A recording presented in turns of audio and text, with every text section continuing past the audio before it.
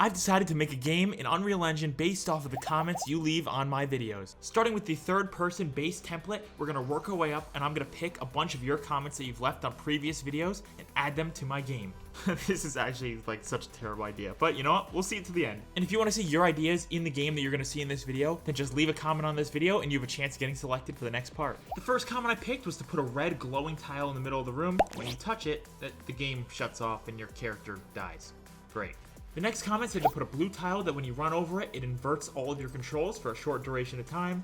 And as you can see, when I run over it, I am running the opposite direction.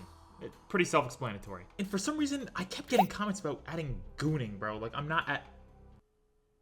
Moving on. The next comment I chose was someone commenting to add the immortal snail. It had a lot of likes, so you know what? Easy enough. Toss it in the game, and here we are. Little snail chases you around, and if you touch it, you die. Alright, so we started off with a few simple features, but this next thing took me forever to code in, bro. The comment suggested adding a 2-item inventory system, but I just figured for the future expansions of the game, it would be better to have 5 items at least. So I added a 5-item inventory system, and it took forever, like I said, but it's finally here, and I added this, like, rubber duck as a bonus item, because everyone loves ducks, and people kept commenting it. I threw it in there as, like, the first item you can pick up. And an unintentional feature is you can throw it around like that. Before I get into this next feature, I gave people the freedom to add anything they could ever imagine to my game. Power beyond anything you can imagine. And where did that take us? This next feature, people suggested to add a gambling and credit card debt to the game. Yep, you heard that right. So you can see in the top left is our bank balance. As you know, we're going into debt, spamming the slot machine.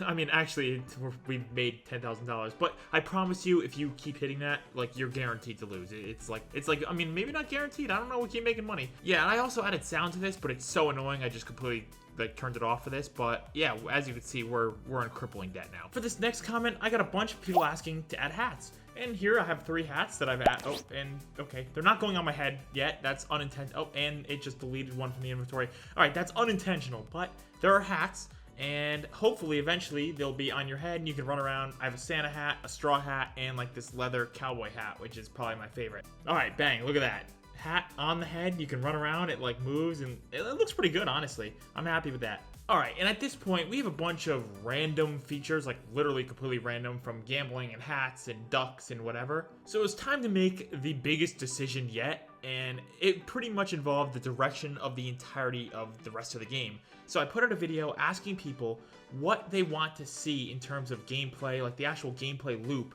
for this game, because come on, we're tired of running around this stupid sandbox thing hitting the slot machine, right? And so the top comment of that video brought us here. I created my first level for the game, like officially, a real level. And the comment said that you're basically a robot in a robot production facility, and you have to go through these tests to see if you're ready to get actually like produced and shipped out. And as you can see, it's all like kind of built like Minecraft right now, because I'm just blocking out the level. This isn't how it's really going to look with like the actual graphics. But the concept is, you click this button, it'll start a timer at the top of the screen. You're going to have to run through the obstacle course and get to the end in under a certain amount of time to pass the level. And hopefully, in the future, there's going to be some sort of upgrade you get for every time you beat a level. You're going to have like a skill tree or an upgrade or something like that that you get as a reward for beating the level under the time limit. And then you move on to the next level and you keep upgrading and upgrading and upgrading. I think that can be cool. It's a good base for the game. As you can see, I'm running through this like blocked out level. Again, it looks like Minecraft, but we'll fix that. And to get to the end, I don't know what the time needs to be, and I have the duck here as like a, I don't know, placeholder. But hopefully there's going to be some sort of cool reward at the end, and then you'll move on to the next level. That's the base for the game right now. And as we get to more complicated levels, I think we can incorporate a lot of the features that we had in our test level, like the red tiles they have to avoid, or the inverted controls tile, the death snail, stuff like that. And what I really want is for on this video, you guys to leave a bunch of amazing comments that I could pick through to maybe incorporate in the future levels. And this could be literally anything, so please like just comment whatever you're thinking. Okay, maybe not anything, because we remember the Goon emote. But it's in your hands now, so I can't wait to see what you guys come up with. And this is going to be a pretty long series on the channel, and I'm going to keep it updated in short form content too. So if you're excited, leave a comment on this video what feature you want in the game, and make sure to subscribe.